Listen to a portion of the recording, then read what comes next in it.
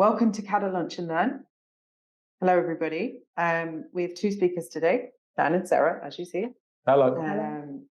Just a little housekeeping. We'll all be muted to avoid any background noise, and I would encourage all of you to put your questions into the chat, and we'll run through them later. So, thank you for joining us back for a back to work retail refresher, if I can call it that. Today, we're going to look at whether discounters are still prospering, how beauty is evolving, which brands are holding their own cross-category. So, Sarah, can you start with which retail brands are doing well in the current climate? Absolutely. Thanks, Meha, and thanks everyone for joining us today. It's good to be back. Now it's September and we're in full swing. So I would say my top pick is probably M&S at the moment. They're back in the FTSE. Their share price is up 75%. Their profit outlook has been upgraded. And interestingly, it's not just due to performance in food, it's clothing as well, which has always been an area they've struggled with, certainly for the last, 10, 15 years. Yeah, I'd say so. And it's also interesting to see their recent campaign, which has come out with Tom Kerridge. And I don't know if anyone's seen the adverts. It's really talking about the provenance of their food. So not just, the food that looks delicious and looks gorgeous and looks fabulous and we all know is a wonderful treat, but where that food's come from, the quality of the husbandry, the partnerships with farmers, and the environmental standards. I mean, you could say that they're stepping a little bit on Waitrose toes there. That's one thing that occurred to me. I think so, but I think what they've also done, as you said, is it's now not just food. Over the last 3 or 4 years, Marks & Spencer has definitely recovered in terms of their confidence and their positioning and been growing their market share, albeit from a relatively low base in food. But what we first saw maybe 15 to 18 months ago, when the Stevenage store opened with a completely revamped non-food department, large homewares, beauty, lingerie, and menswear and womenswear, of course, as well, was that it was it clearly felt like a much more focused range. It felt like they really understood who their customer were. And I think that what we're seeing now is that they're building on that confidence that they've shown. They're rolling out those stores, as well as the food stores and non-food stores are being revamped. They've got a coherent and focused property strategy, and they're making sense of as a large format retailer in a market in the UK where many have really struggled, as we've seen many brands go to the wall over the last 5 years. What we're seeing with Marks & Spencer is developing an understanding of how to be successful and how to be profitable in what has proved to be a very tricky spot in the market. Yeah, and I think a comment you made the other day, Dan, you talked about how some retailers are moving beyond perhaps this very core focus on price, which is obviously down to inflation, cost of living crisis. Marks & Spencer has built this trusted value proposition where, as a customer, you know that you can go in and buy the treats and the things that you rely on them for, but you can also go in and you can get good quality food at a reasonable price and also good quality clothing at a reasonable price.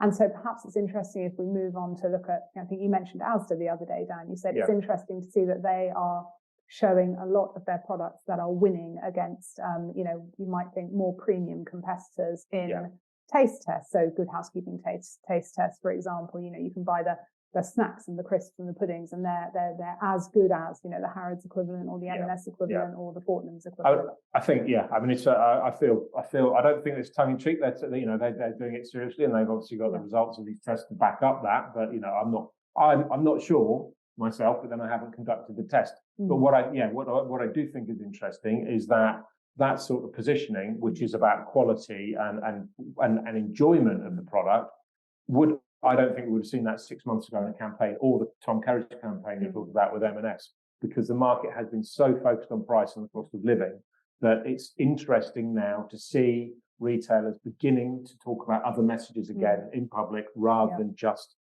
price driven. I guess it's a good point to move on to where the discounters are on price, which is still storming away after a difficult 2 years for everybody. And Aldi, we saw, launched its 1,000th store this year in Woking in September. So that's just happened, and then stated a goal to get to 1,500 stores. They had talked about wanting to get to 1,250 in the UK, I think.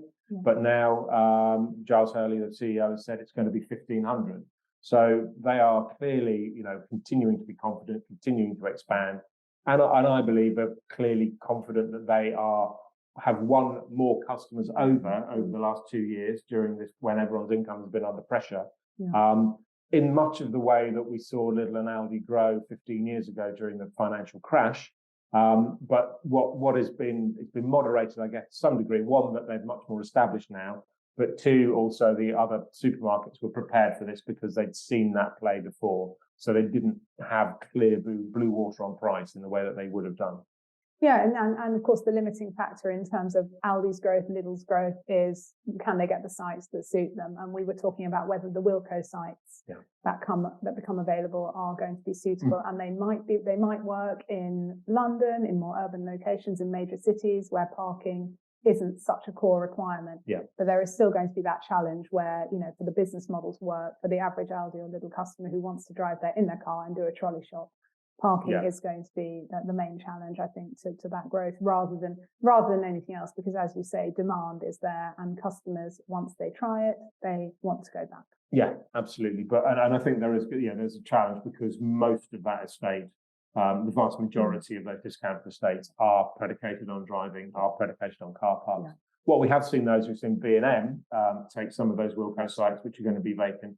So we're seeing someone which is maybe a more comparative like type of offer to Wilko, although not exactly the same. We're seeing movement in there. So we're seeing that it's not that the discount model is wrong. No. It's maybe that Wilko had its own structural or other financial problems that led to its downfall. But what we did also see from a kind of a retail community point of view was several of those retailers, Aldi, B&M and others included, all offering to those people who were worried about their jobs employed at Wilko that they would find alternative employment for them if they could. So I think there's a kind of quite a nice story there just around I guess an ecosystem in retail being supported. No, absolutely. I mean, just to finish up on discounters, I mean, you know, if you look at it more globally beyond the UK, according to IGD, the discount channel is the fastest growing.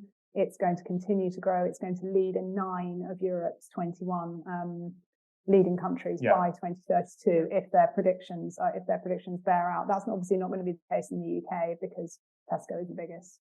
We don't see that changing. And the really interesting thing actually for discounters is, you know, how that model flexes, because the discount model, as we understand it, is a very limited range compared to your traditional supermarket, which allows them to buy in bulk, which allows them to sell at a very attractive price. And we see in countries like France, Lidl is doing very, very well. And part of the reason for that is because they have adapted their model there to suit the French consumer who enjoys a selection and a choice. So it's a question of how far can you push that while still remaining within that discount framework. And it's a balancing act. It's interesting because because I know that there's a real reluctance to do that. Like, as soon as you start adding SKUs or adding complication to the operating model, your costs go up, and that means it's harder and harder to maintain your price position. Similarly, in the US, Aldi has just bought 2 chains of around 400 stores. What it does is it gets them into an area where they were geographically underrepresented.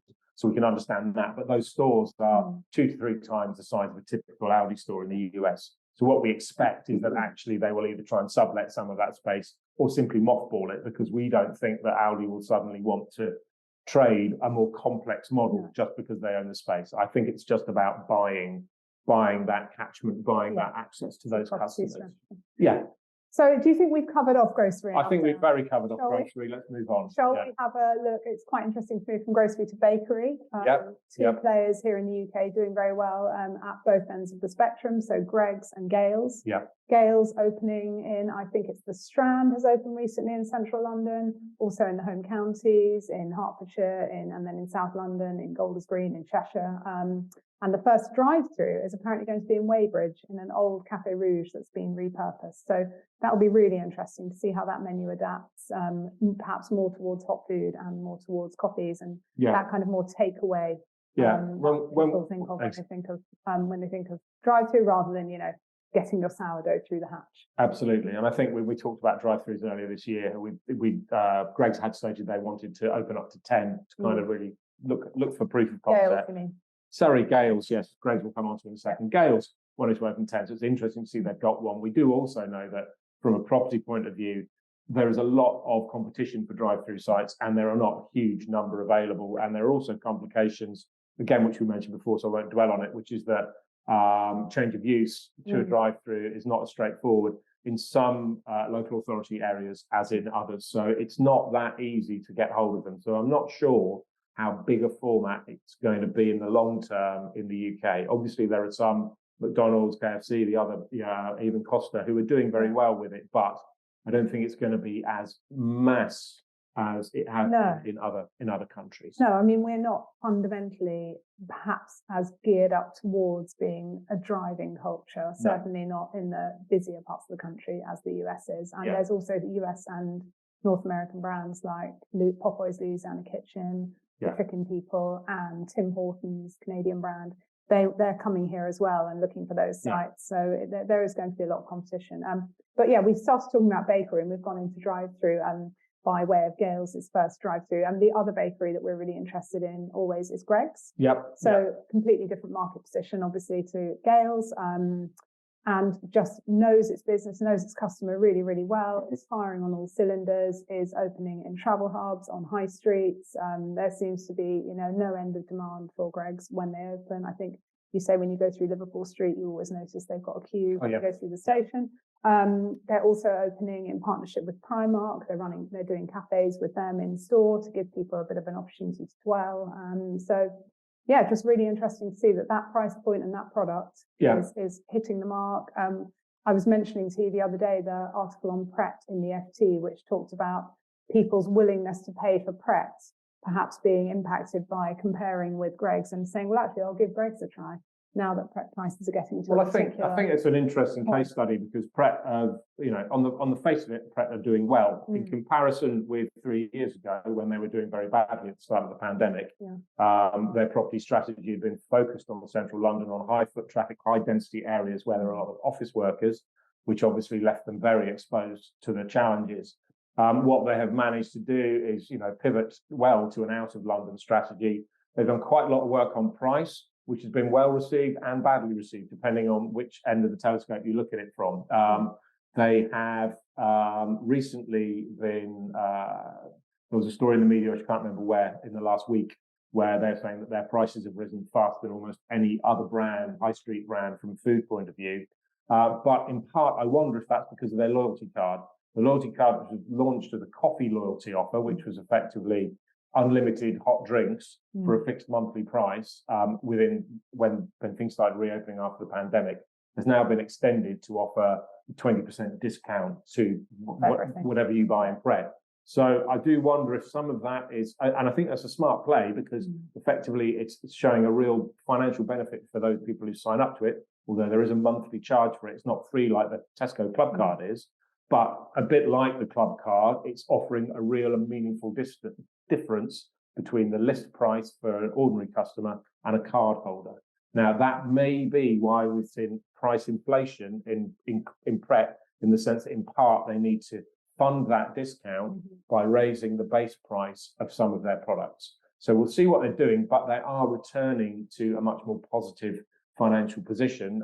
It did look quite precarious as a brand for a while, so I think that they've done well. Yeah, and you can see the value of that because they've got that coverage now, especially in more suburban locations. The value to a customer of effectively paying forward and getting that 20% off is increased. If when you're working from home, you can use your local Pret and get the discount. When you're in town, you can use it there. So it's something that only a brand with reasonable coverage can do. But do you think we should jump onto beauty quickly, Dan? Because we haven't touched on that. I was wondering about luxury actually, because I keep with food, because I think what's interesting that we're seeing is that many of the brands that have been very traditionally focused on apparel, accessories, and even jewelry in some cases, are now flirting or playing or embracing the idea of food and drink offers.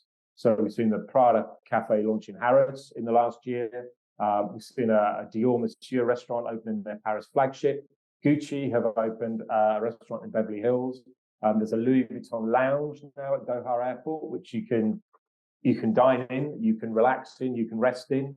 So it's really they're really seeing how the brand can extend through the use of food and hospitality to create increased visits, to create a demand for a different product which I think 15 years ago they would have felt uncomfortable doing in many cases, but have realised that the power of the brands, particularly those kind of LVMH and Kering-owned brands, is sufficiently strong that a real connection can be made, and that they can afford they can afford a really good chef, a really good strategy around food, and one that complements their luxury positioning and what they offer as a retailer. So as I already said, they're generating more touch points, generating more connection with consumers, and giving consumers more opportunity to interact with the brand, even when they don't want to purchase something in a retail context. And at the sort of luxury, non-luxury end of the spectrum, you must have seen the Norman's Cafe in Junction Road in Tufnell Park in North London, which Burberry took over for Fashion Week. Yeah. And it's a traditional sort of egg and chips British cafe. And they took it over, and there were Burberry trucks that were branded it, and it's a very zeitgeisty, play on the traditions of Burberry, the British tradition.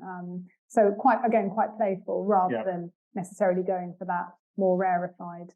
And I think it was really interesting is that what we've seen from luxury over the last couple of years is that how insulated it is as a sector from financial weather that other sectors are subjected to. There was a lot of talk at the start of a couple of years ago, 2-3 years ago, that in fact the cost of living crisis would mean that there would be a reduction in conspicuous consumption because people who could afford those brands might feel somewhat uncomfortable displaying that and being seen to shop in a time when many other people were struggling. However, what I think has happened is that we've seen from a financial point of view that those brand results have been very well insulated from that.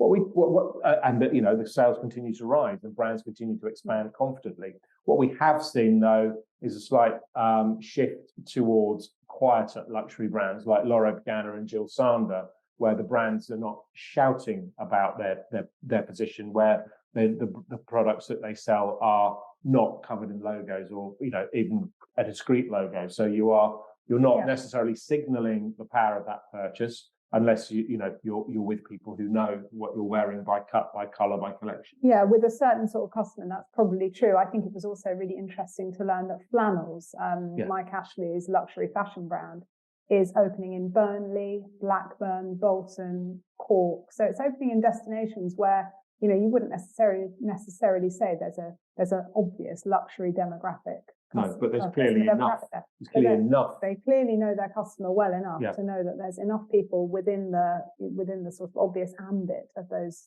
towns and cities who will be drawn to the shopping experience and the customer experience they offer and the product. So, lots happening in every sector, I think. Yes. And we'll have to save beauty for next month, I think. We will, There might be time if Meha asks us the right question. Maybe. Well, do you want to give a beauty update really quickly while people get their questions in? Okay, yeah, why not? So I think what we've seen is the sector holding up really, really well. The lipstick effect, again, that's the idea of small luxuries. Superdrug and Boots reporting strong numbers. Boots is launching a beauty-only store in Battersea at Power Station. It's going to be 11,000 square foot, cosmetics, skincare, hair care, and it's also investing in beauty halls up and down the country. So really seeing the opportunity there. M&S is expanding its third-party beauty offer with Estee Lauder, and that's on the back of a successful partnership with Clinique, also Estee Lauder owned. And then looking beyond that, the sort of big beauty behemoths that they have in store. They've also got Neal's Yard. They've also got This Works.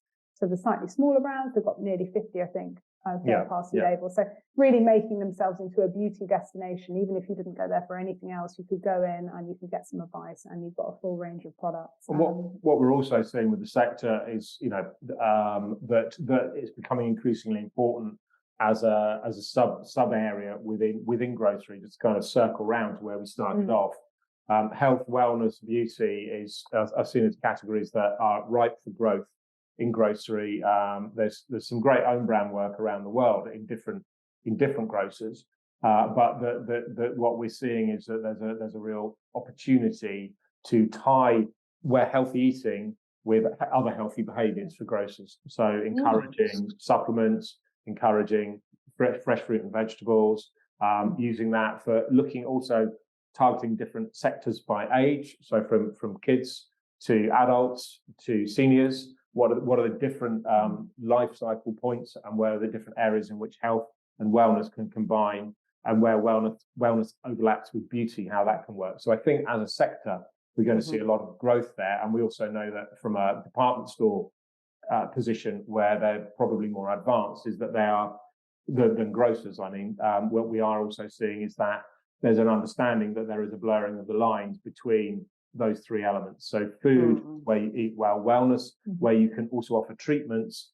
in the same way as you can offer beauty treatments as well. And that there's then a combination potentially that can be really rich, and that these elements don't have to be as segregated as they currently are, or certainly once would have been. Interesting. Well, we have a question from Stephen. I want to say Stephen. If I've got it wrong, I apologize. We're finding that confectionery is the new lipstick. Would the panel agree? My mind went straight to spoiled parrot. Well, in terms of it having that same, thank you, Stephen, for your question. In terms of it having that same affordable luxury sort of feature, you can treat yourself to a delicious piece of confectionery. You're not having to spend too much money. It feels like a treat. It makes a difference to your day. So yes, I would say that confectionery brands, if they get it right, if they understand their market position and their customer well enough, then that is definitely an opportunity for growth, because it's an easy decision for someone to make, even if they're, aware of their finances, even if they're aware of expenditure, and it gives them that special treat, and also from a gifting point of view. Yeah, and I think we've seen some of the smaller chocolate brands as well. Even for example, Knuts, who are a 13, 14 store chain in the UK, which is very, very focused on hot chocolate, and they're very focused on the quality of their product. And they've got an ambitious rollout plan for next year, which we know about. It's stated they're looking for 20 or 30 sites in the next year. So they're really trying to push forward. So I think you see there's that blend of affordable luxury and comfort that comes through, and also them being very clear that part of their brand position is being the experts in that field, and having a broader range of products, both for consumption on site or takeaway, but also in home.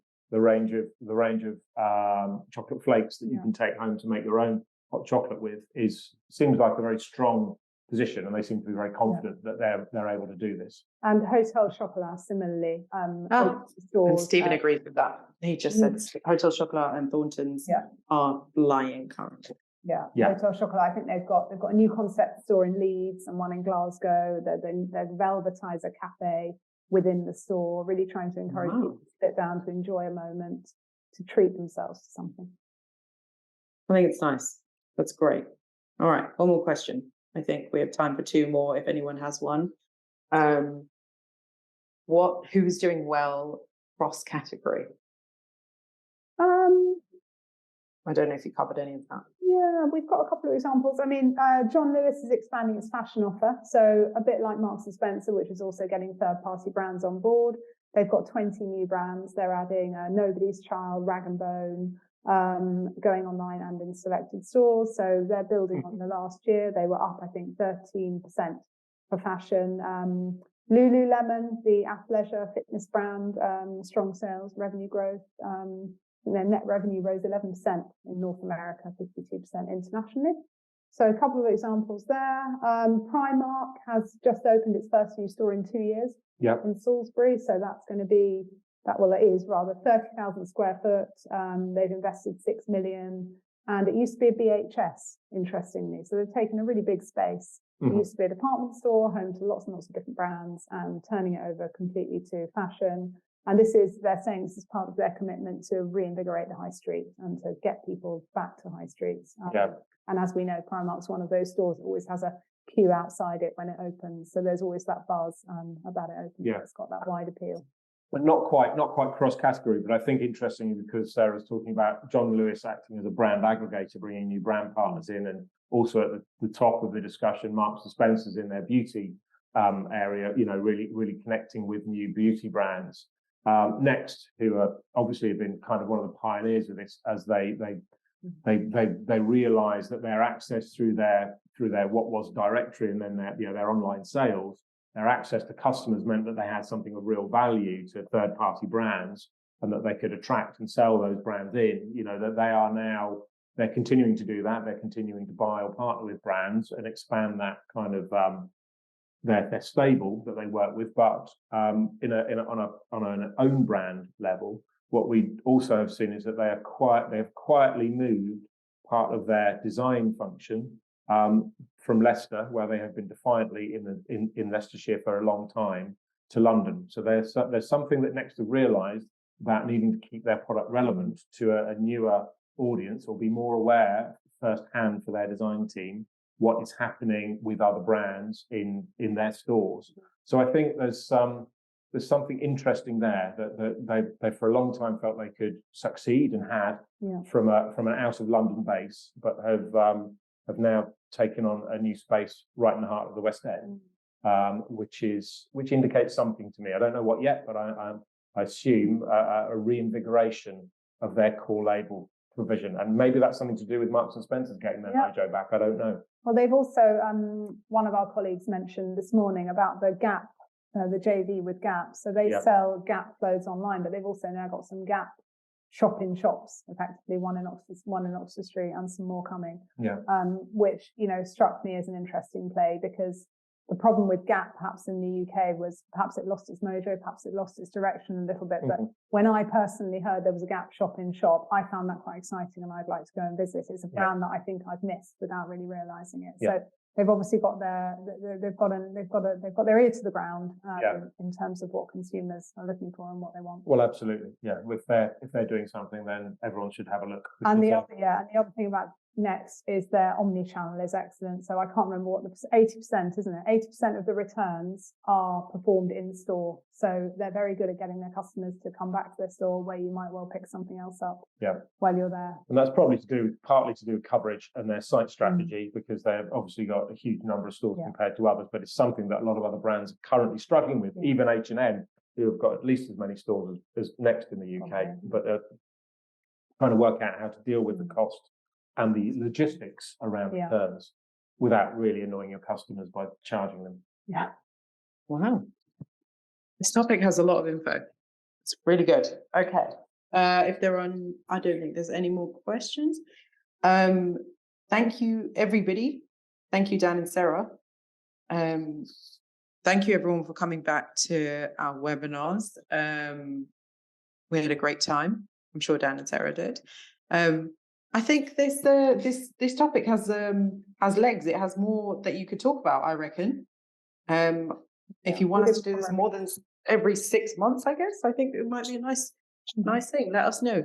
Email us with any questions. If you want to talk to Dan and Sarah more about retail, email us, or find us on social media, or wherever it is, enquiries@cada.co.uk.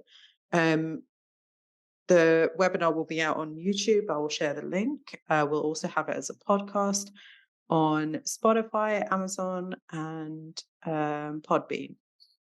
Great. Thank you all. Thank you all. Everyone. Cheers. See you next time. Bye-bye.